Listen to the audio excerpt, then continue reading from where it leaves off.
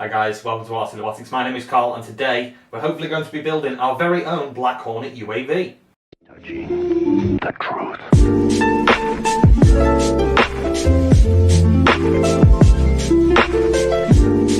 Hey everyone, thank you very much for joining us again at RC Robotics, and hopefully, like we said, today we're going to be building ourselves a Black Hornet UAV for, the kind of price that you could afford.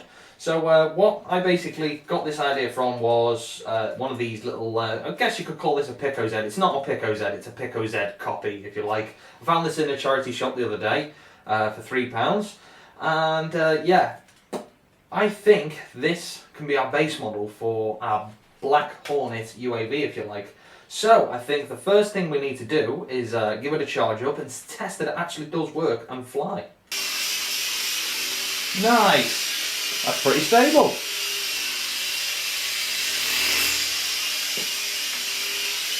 So this is our helicopter, and as you can see, playing with it last night off camera, I managed to break it. So I think that's gonna help getting into it a lot easier, but this is the very delicate part because I can now see we've got our main frame here and our main board here, so I'm guessing the battery is going to be here somewhere and this bit's still closed up, so I've got to be really careful of getting the battery out of here without actually piercing the battery. So we're going to need ourselves a really controlled knife. So these are some of my most favourite knives to cut control with, because it's like a pen, but it's not, it's a knife. Let's see how we can get in here now.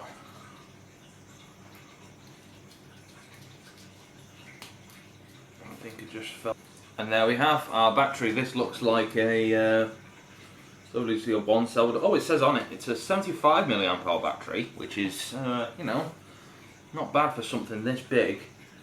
But now the next step is getting everything out without pulling any wires out. And then we need to cut off this bit of paper here, which is on the boom, and then we've got our bare bones, and we can start building our new fuselage then out of foam board. So guys, on first testing, our first preliminary testing, we found out it's way too heavy. It's way too heavy to fly. So yeah. So I've got a feeling if I pull off all of this paper, because paper does weigh quite a lot. Oh dear.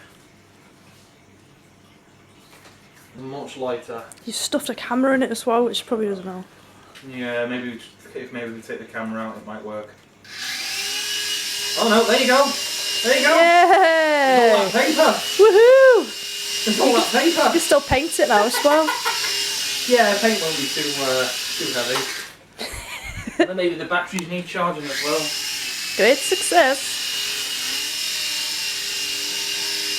Oh, that's much better. Doesn't fall out the sky anymore.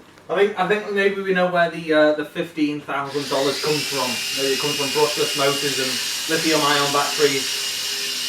Yeah, we're definitely running out of power there. Just try and see if we can take the camera out.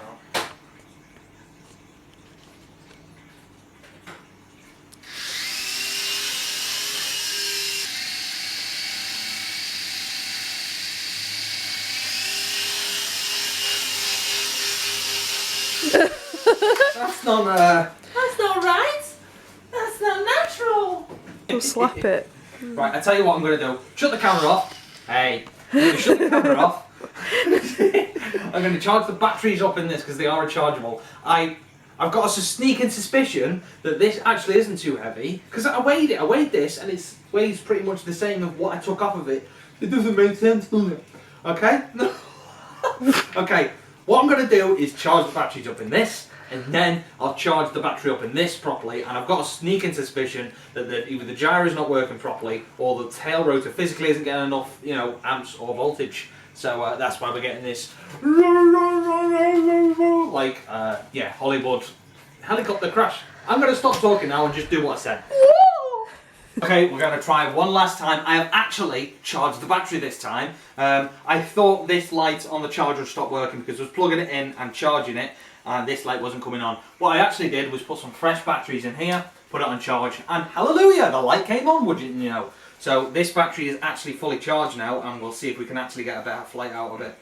Rudder to make sure it goes straight. Obviously in the military version it's got a head and hold gyro. I'm pretty sure the military version has actually got 3-axis gyro on it, because if you can tell on the top here, it's not flybarless. That is a tiny little flybar, thanks to Bell and Hiller. It's a Bell Hiller designed it, you know. Right, let's try. Yes! It's better. Fly. It does fly. Better now. Keep it safe, man. There we go. Don't crash into me again. That's better. That's much better. Much There you better. go. Much better.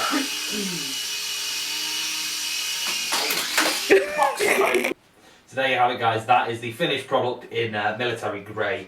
Yeah, I think I'm going to have to definitely do some refining on the actual fuselage, make it a lot more smaller and a lot more thinner. I think we're going to need to go for, you know, a nano sort of size. I've made this a little bit bigger than the actual Black Hornet, and it has shown in the flight characteristics, because the airframe's just way too heavy for it to fly. It kind of flies, but I'm there on full throttle, and as soon as you pull in too many amps, then eventually the battery loses its juice and it just starts to descend. So we definitely need to refine this design and make it a little bit smaller. So yeah, if you do take that design that I've taken, I'll scale it down a little bit and make sure that the fuselage is definitely, you know, not too heavy for the rotor blades to lift. But I had fun building this thing. I had fun flying this thing, and yeah, it just looks really cool. It actually looks kind of like the Black Hornet.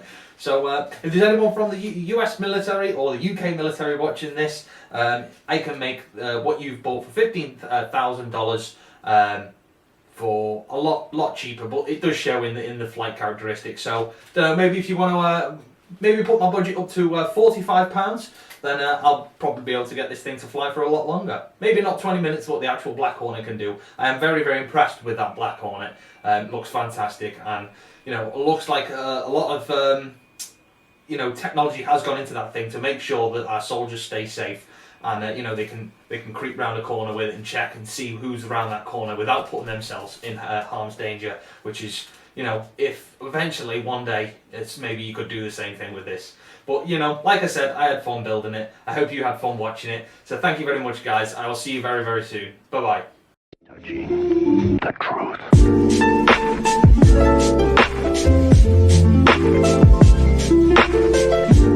The batteries in this are going flat.